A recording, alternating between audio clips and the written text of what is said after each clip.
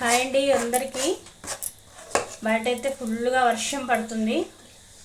మేమైతే వేడివేడిగా పెసరట్టు వేసుకుంటున్నామండి.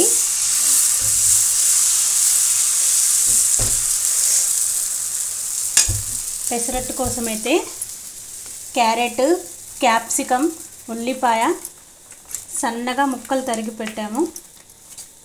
చూడండి.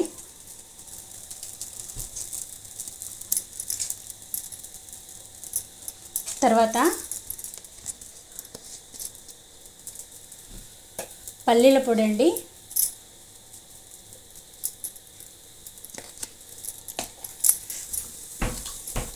ఆ తర్వాత నెయ్యి అండి,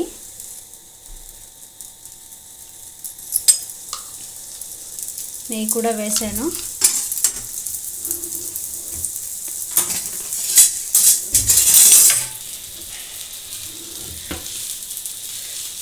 బాగా కాల్చాలండి దీన్ని. చూడండి, చాలా బాగుంటుందండి. మీరు కూడా ఒకసారి ఇలా ట్రై చేసి చూడండి.